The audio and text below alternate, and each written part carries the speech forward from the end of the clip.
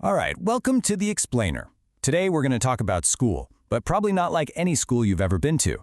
We're heading over to the Czech Republic to take a look inside a place called Ježek, and what they're doing there challenges one of the most fundamental lessons we all learned in school. And trust me, it has nothing to do with algebra or grammar. So take a look at this quote. This right here, this is pretty much the entire reason a school like Ježek even exists.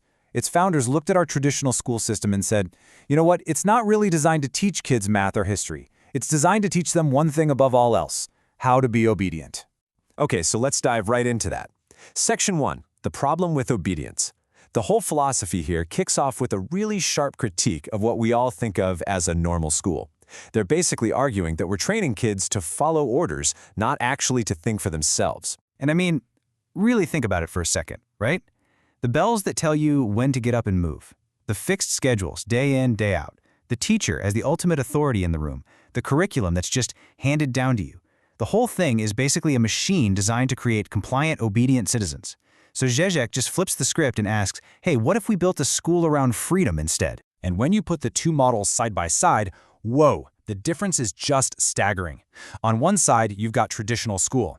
Mandatory lessons, rigid schedules, the teacher is the boss. It's a world of rules and authority. But then you look at Ježek. Lessons are voluntary. The day is totally fluid, and here's the kicker, everyone is equal.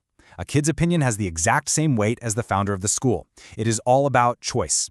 Now I know what you're probably thinking, because I was thinking it too. A day without rules, no mandatory lessons, that sounds like absolute chaos, right? Just kids running around, total Lord of the Flies situation. Well, let's take a look at what it actually looks like. It's not quite what you'd expect. So it's not complete anarchy. There are a few, let's call them, anchor points.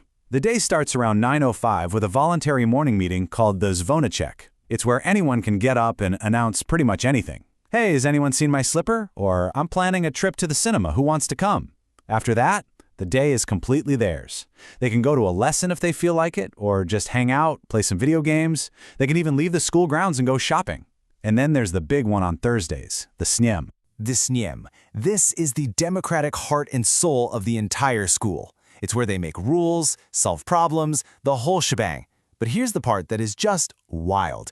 Decisions aren't made by a majority vote, they are made by consensus. That means everyone involved has to agree, from the youngest kid to the school's director. If one single person says no, the rule doesn't pass. Just imagine that. All right, so let's get to the part I know you've been waiting for. This is usually where the skepticism kicks in hard.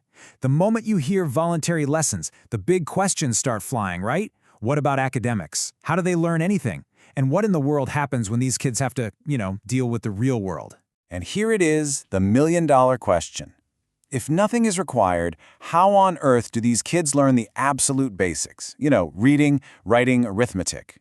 If a kid can just decide to play video games all day, every day, how does that happen? Well, the school's answer is deceptively simple. They learn it when they need it. See, they don't see learning as this separate activity you do sitting at a desk from 9 to 3. It's just a tool for living your life. You don't learn to read because a teacher tells you to. You learn to read because you desperately want to figure out that new crafting recipe in Minecraft. You learn to text because you want to talk to your friends. You learn math because you're at the store and you need to know if you have enough cash for that snack you want. The need to do stuff is what drives the learning, not some curriculum. And there's this one story that just perfectly captures this. A boy came to Ježek after his old school labeled him unmanageable, and you want to know what his big crime was? In first grade, he kept getting caught reading Minecraft books under his desk instead of the boring primer they were supposed to be reading. The school was literally punishing him for being bored, because the kid could already read fluently. The system was actually getting in his way. Okay, fine. But what about later? What happens when these kids, who've grown up in this world of total freedom, have to suddenly face the real world? I'm talking about a traditional high school with bells and homework, or a job where they have a boss telling them what to do. How do they possibly adapt? Well, what they found is that the problem isn't that the kids can't handle it, it's that the system can't handle them. The friction doesn't come from a lack of knowledge, it comes from a system that punishes curiosity.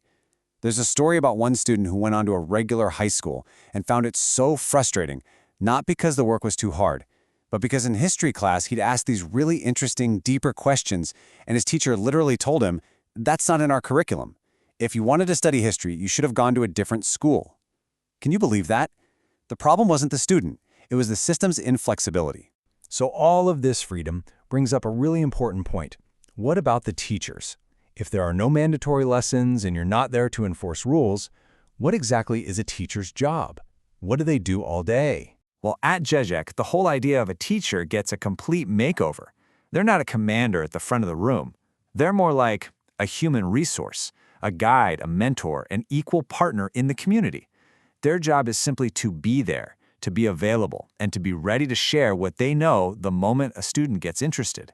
And one of the staff members, a guy named Urza, said something that just nails it.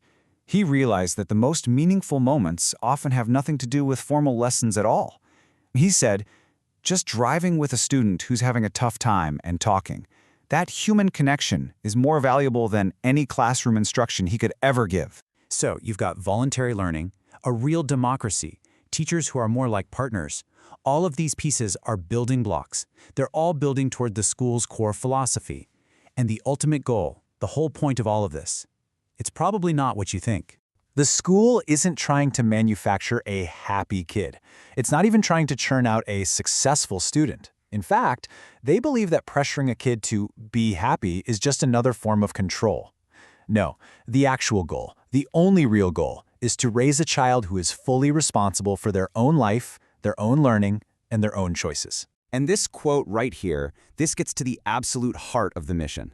The founders believe that by constantly directing and managing every second of a child's life, we rob them of the one thing they need to actually thrive: responsibility for themselves. Ježek's entire purpose is to simply give that responsibility back. And what that means is you have to radically redefine what even counts as learning. At this school, there is no hierarchy of knowledge. Learning the intricate details of Pokemon characters is considered just as valid and valuable as memorizing historical dates.